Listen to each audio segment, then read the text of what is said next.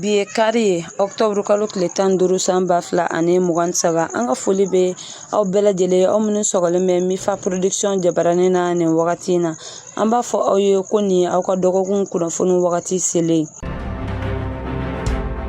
an bɛna don an ka kunnafoni kɔnɔ min ye an ka finitigilakaw ye u bɛ u seko ani u damayira la yaasa min ye an ka kan minnu liberela MINUSMA mɔgɔw fɛ ka se ka taa u cogo ye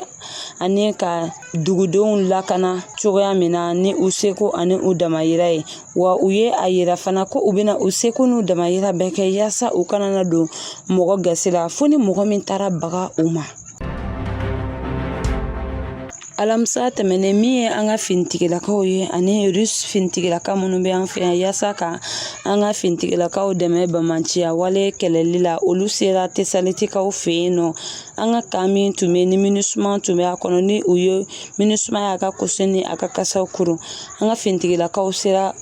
Tesaltikaw fɛ yen yaasa u bɛ se ka dugudenw lakana cogoya min na.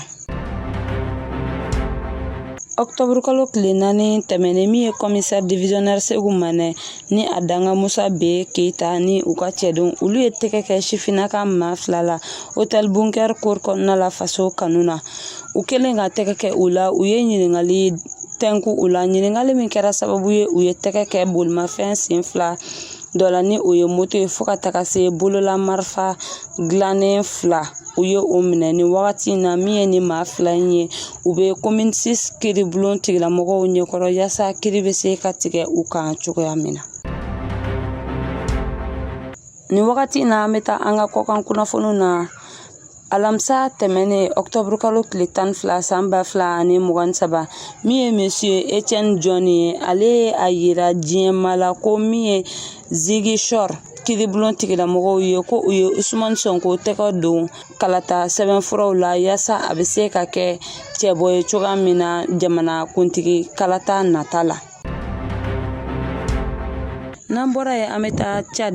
min ye Chad finitigilakaw ye olu bɛna Faransi finitigilaka minnu gɛnna ka bɔ Nigɛrikaw fɛ olu ka lakana sabati ka taga ni u ye Jamina aéroport la yaasa u bɛ se ka u ka pankuru ta cogoya min na ka taa u ka jamana kɔnɔna la. An bɛ segin ka na an ka jamana kɔnɔna la ni wagati in na min y'an ka finitigilakaw ye u ye tɛgɛ kɛ an ka sifinaka dɔ la min sisan bɛ taa i jɔ san 20 na ka sababuya kɛ a ye maa 1 bɔnɛ a nin na wa a ye maa 3 a ye olu jogin ka sababuya kɛ dala mankan dɔ ye min tɛmɛna ani u ni ɲɔgɔn cɛ. Halisa an bɛ to an ka finitigilakaw ka kunnafoni kɔnɔna la min ye commissariat de police Katikura ex premier arrondissement olu ye tɛgɛ kɛ cɛ dɔ la min sisan bɛ taa i jɔ san 32 la ka sababuya kɛ a ye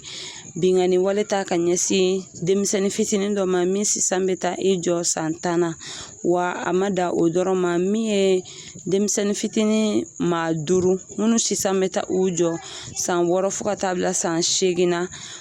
a bina olu fana kan ni wagati in na min ye Kati kiribulon tigilamɔgɔw ye a bɛ olu ɲɛkɔrɔ yaasa ka kiri tigɛ a kan cogoya min na. Ni ne bɛ dansigi an ka bi kunnafoni na an tɛ sɛgɛn an tɛ ɲina an bɛ an ka dibirabara kɛbagaw fo sabula olu jɔyɔrɔ ka bon kosɛbɛ an ka baara nin kɔnɔna la ni Ala ma aw ni ne ka jɔnya jɔ an na kari wɛrɛ an bɛ ɲɔgɔn sɔrɔ ka kunnafoni di aw ma laadiriya la shukran.